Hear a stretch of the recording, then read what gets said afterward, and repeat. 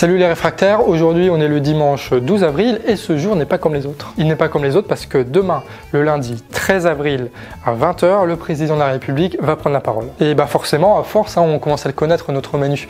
Il va essayer de faire preuve d'humanité, il va se montrer humble mais à la fois lourd, avec un ton grave, tu sais. Il va dire quelque chose et puis après il va dire son contraire. Il va dire des mots pleins d'humanité mais il va jamais coller des vrais actes en fait à ces trucs-là. Mais en tout cas, il va essayer de se déresponsabiliser, il va essayer de nous annoncer des mauvaises nouvelles et il va surtout essayer d'une certaine façon de nous manipuler. Mais ce serait mal nous connaître parce que de plus en plus on s'informe à travers toutes les initiatives qui explosent partout, que ce soit dans les médias plus traditionnels ou que ce soit dans les chaînes YouTube comparables au Canard Réfractaire. Ce qui fait qu'aujourd'hui on est bien incapable d'avaler des couleuvres comme on pouvait le faire avant. Et cette revue de presse elle sera spéciale avec un ton un peu différent d'habitude parce qu'on va essayer d'énumérer les 10 raisons pour ne pas du tout faire confiance au gouvernement et surtout pour ne pas oublier.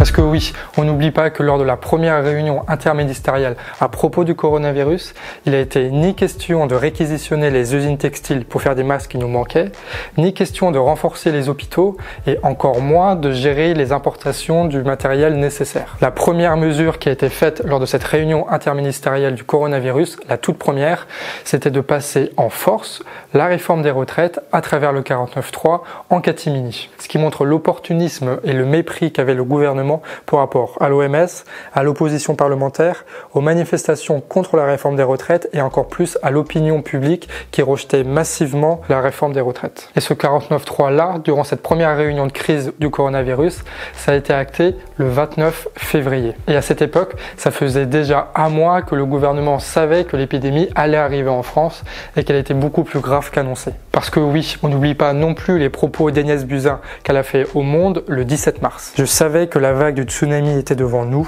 Le 30 janvier, j'ai averti le Premier ministre que les élections ne pourraient sans doute pas se tenir. On aurait dû tout arrêter, c'était une mascarade. Ce qui n'a pas empêché Agnès Buzyn de quitter son ministère, le ministère le plus important pour préparer la crise, juste avant l'arrivée de l'épidémie. Et tout ça pour satisfaire les intérêts d'un parti moribond et faire la course au vote lors des élections municipales à Paris. Enfin, quand je dis ça, j'exagère un peu parce que les ministres, ils ont fait des trucs. Il y a une dizaine d'entre eux qui ont participé activement aux élections municipales. Et notamment Édouard Philippe et Gérald Darmanin qui se sont investis en tant que tête de liste. C'est à ces moments précis qu'on voit toutes les priorités du gouvernement quand il doit faire face à une situation de crise et qu'en même temps il y a l'appât du politique et l'élection. Alors oui, on n'oublie pas que les ministres ont participé aux élections municipales et ça au détriment de la préparation du pays face à l'épidémie, alors qu'ils savaient très bien qu'elle allait arriver. Une campagne municipale d'ailleurs dont le gouvernement connaissait les dangers. Il savait qu'un second tour ne pourra pas être organisé et que l'abstention record durant ces élections allait fausser les résultats. Malgré ça, ils ont maintenu les élections. Alors on n'oublie pas non plus tous les élus, tous les militants, tous les assesseurs qui ont été contaminés à cause de ces élections-là. Des militants que Mediapart dresse le portrait lors d'un article qui est paru il y a quelques semaines. Et tout ça pour réorganiser en octobre de nouvelles élections à 2 tours pour toutes les villes qui n'ont pas réussi à élire une liste municipale. Et bien sûr, on n'oublie pas non plus la destruction des hôpitaux qui ont été organisés par les différents gouvernements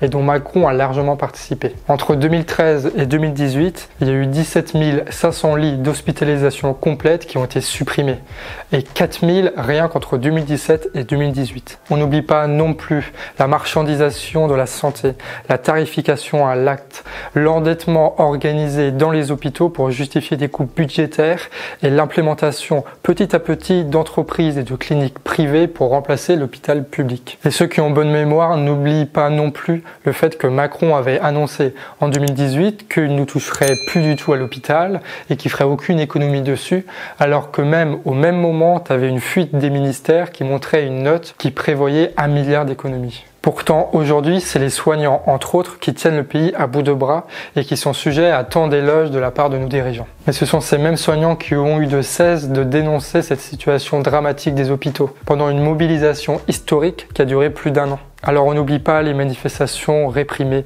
les appels à l'aide ignorés et les réformes maintenues. Alors oui, bien sûr, le coronavirus n'était pas prévisible. Mais il est évident que notre système de santé, attaqué année après année par des réformes libérales, n'était pas en mesure de faire face à n'importe quelle épidémie, quelle qu'elle soit. Combien il y a de morts aujourd'hui pour avoir supprimé quelques lignes budgétaires sur la sécurité sociale et sur les hôpitaux? Combien de morts il y a aujourd'hui à cause de coupures budgétaires? Tout ça parce que le gouvernement a décidé de mettre fin à l'ISF. Mais la destruction du service hospitalier et service de santé n'est pas le seul crime de ce gouvernement. La situation est aussi catastrophique parce qu'on manque de masques, de gants, de blouses, de médicaments, de tests, de respirateurs. Alors on n'oublie pas non plus toutes les délocalisations qu'il y a eu en Chine et en Inde qui nous ont dépossédés de toute notre capacité industrielle et qui ont fait que nos besoins vitaux et notre sécurité sanitaire dépendent plus que de 2 pays. Cette situation de dépendance, on l'a largement vu dans les revues de presse, elle est la cause d'énormément de problèmes. Et aujourd'hui, et c'est logique, il n'y a ni la Chine ni l'Inde qui est capable aujourd'hui de répondre aux besoins de la France, que ce soit en termes de masques, de gants, de blouses, de respirateurs, de bouteilles d'oxygène ou de tests. Et nous payons aujourd'hui notre perte totale de souveraineté industrielle. Et l'État est dépossédé de tout et il est incapable de protéger convenablement ses citoyens. Même les soignants n'ont pas le matériel nécessaire. Ils sont obligés de fabriquer des blouses à partir de sacs poubelles. Et on est la 7e puissance mondiale et nos soignants sont obligés de se protéger avec des sacs poubelles. On n'oublie pas qu'en 2018, alors qu'on manquait cruellement de masques dans nos stocks déjà à l'époque, le gouvernement d'Emmanuel Macron a laissé faire une entreprise américaine qui, juste pour le jeu de la concurrence, a détruit une usine de fabrication de masques en Côte d'Armor. Le groupe américain a détruit les chaînes de production, il les a découpées à la tronçonneuse et les a revendues au poids inférieur. On n'oublie pas non plus Luxfer, une entreprise super rentable de fabrication de bouteilles d'oxygène de pointe qui exportait partout dans le monde. Et c'était la dernière usine de bouteilles d'oxygène en Europe, un élément indispensable aujourd'hui pour la réanimation des patients. Le gouvernement Macron a laissé BlackRock racheter l'entreprise, la détruire petit à petit, multiplier les plans sociaux, délocaliser en Inde et au Pakistan pour au final envoyer en janvier 2020, alors que le gouvernement savait pertinemment qu'il allait avoir une épidémie de coronavirus, ils ont laissé BlackRock envoyer les bulldozers dans cette usine pour la détruire. Et il a fallu le dévouement et le combat des salariés de l'usine qui ont occupé le site pour empêcher que le bulldozer la détruise. Une usine que Bruno Le Maire refuse toujours de nationaliser. Et malgré tous ces discours sur le nouveau capitalisme, sur la souveraineté industrielle, sur le fait que l'État ferait le nécessaire pour protéger ses secteurs stratégiques, il n'y a toujours pas de prévu de nationalisation de Luxfer. Et puis évidemment, on n'oublie pas non plus le scandale des masques qui montre au minimum des incompétences criminelles de la part du gouvernement. Un stock de masques d'ailleurs qui a fondu en 10 ans, passant de 1 milliard à 100 millions. Et ça, littéralement, pour économiser quelques lignes sur le budget, des lignes à quelques millions d'euros. On n'oublie pas l'enquête de Mediapart qui révèle énormément de choses dans la gestion des masques du gouvernement, notamment dans la préparation en ne commandant que très peu et très tardivement des masques, sachant pertinemment qu'il n'en avait pas assez pour faire face à l'épidémie. Et aujourd'hui, c'est en catastrophe qu'on en commande en Chine à travers un pont aérien, probablement pour un prix exorbitant. Et pendant 3 semaines, la cellule spéciale interministérielle pour faire en sorte d'importer des masques n'a réussi à en choper que 40 millions en 3 semaines. Et 40 millions, pour vous donner un ordre d'idée, c'est ce qu'on consomme par semaine en France. Une pénurie de masques qui a été officiellement cachée pendant plus de 2 mois. Et comment ils ont fait pour la cacher? Ils ont adapté les stratégies de sécurité par rapport au stock qu'il y avait. Quand il y avait un peu de masque, ils disaient que c'était un peu important. Quand il n'y avait pas du tout de masque, ils disaient que c'était inutile. Jusqu'au moment où Sibeth Ndiaye, la porte-parole, osait dire, mais au mépris de toute considération scientifique, que ce n'était pas nécessaire de porter un masque lorsqu'on n'était pas malade. Mediapart révèle aussi que certaines entreprises, et notamment Airbus, ont réussi à passer outre les réquisitions de masques, assez étrangement d'ailleurs, et qu'ils ont pu en profiter alors que les soignants n'en avaient même pas. Et ce qui risque d'aggraver la situation, c'est surtout le manque de tests qui nous a empêchés de faire un dépistage massif. Une stratégie recommandée par l'OMS et qui a permis à l'Allemagne et à la Corée d'éviter le drame lié à l'épidémie. Alors qu'en France, on se prend ça de plein fouet.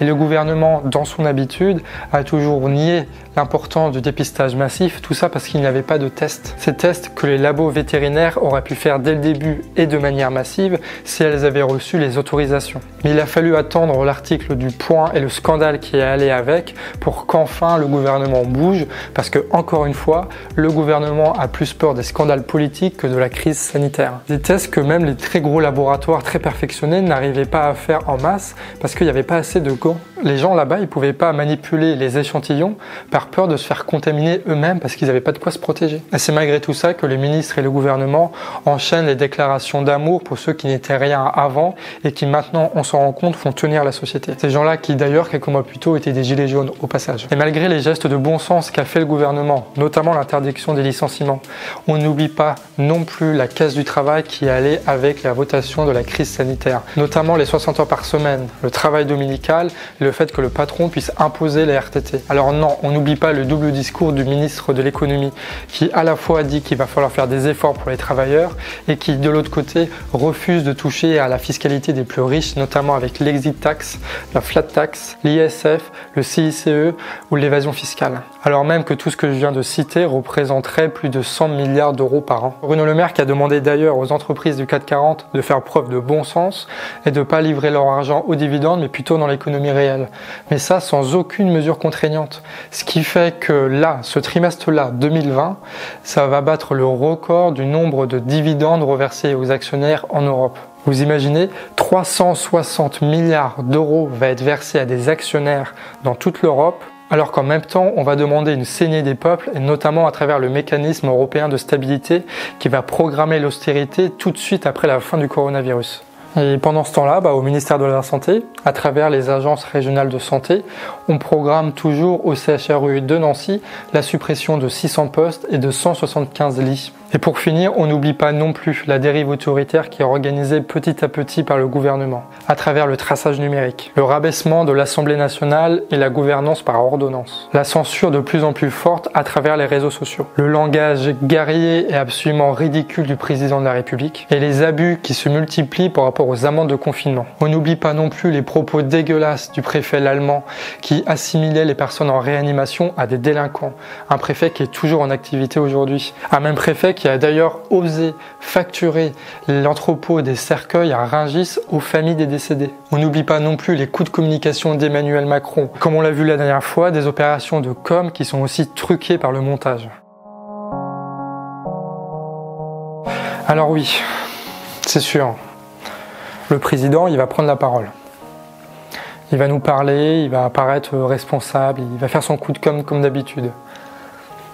Mais qu'on l'écoute ou pas, il y a une chose qui est sûre, c'est qu'on ne sera pas à voir. Parce que cette fois, on n'oubliera pas. C'est une revue de presse un peu spéciale, un peu plus lourde que les dernières, avec un ton un peu plus grave. Et c'est important qu'aujourd'hui, on se prépare à ce qui va se passer après, parce qu'on s'est trop fait avoir, et là je parle de tout le monde, sur les discours d'Emmanuel Macron. Parce que préparer le monde d'après, c'est ne plus se laisser manipuler par le monde d'avant. Une allocution qui sera largement partagée par plein de médias, et notamment par un qui s'appelle Calivision. En gros, c'est un copain qui fait des revues de presse en live toutes les semaines. Et j'aurai donc d'ailleurs le plaisir de participer avec lui à l'émission spéciale où il y aura la diffusion de l'allocution et après une analyse critique de ce qu'il a dit. Et je vous encourage vivement à vous abonner à sa chaîne parce que les contenus qu'on fait sont assez proches et ils se complémentent bien. Et pour ceux qui veulent pas regarder le discours de notre cher président, sachez que Nantes Révoltée a lui relayé une initiative qui dit en gros on va faire des manifestations pendant l'allocution d'Emmanuel Macron sur nos balcons. Je vous mets le lien en description. Et je vous l'avais promis hier et c'est fait, aujourd'hui le Discord du Canard Réfractaire est ouvert. Alors pour ceux qui connaissent bien Discord ou qui manipulent bien l'informatique et tout ça, il y a le lien qui est juste disponible en description. Et pour ceux qui connaissent pas trop Discord, qui savent pas comment le télécharger, comment l'installer, comment l'utiliser, je ferai une vidéo, mais pas aujourd'hui ni demain parce que il y a le monde diplomatique, mais plutôt dans le courant de mardi-mercredi. L'objectif c'est qu'on puisse interagir tous ensemble autrement que par commentaires interposés et qu'on puisse préparer ensemble un peu plus les revues de presse. Et surtout si on est plusieurs à faire une veille informationnelle, il n'y aura aucune information qui va nous passer sous le nez. mardi. Et ça, c'est une très bonne nouvelle. Et ce qui veut dire que vu qu'on l'ouvre aujourd'hui, l'inauguration du Discord, c'est aujourd'hui aussi. Et donc, si vous voulez venir pour papoter, pour discuter, vous êtes la bienvenue. Et il y a aussi cette très bonne nouvelle on est vraiment, mais vraiment de plus en plus nombreux à regarder les revues de presse. Et donc, je vous encourage, si vous êtes nouveau, à vous abonner parce que les revues de presse, c'est tous les jours pendant le confinement et qu'il va y avoir plein d'autres contenus intéressants. Et donc, on se retrouve demain pour un épisode spécial sur le monde diplomatique et on reprend nos revues de presse habituelles à partir de mardi. En tout cas, prenez soin de vous et passez tous un bon confinement.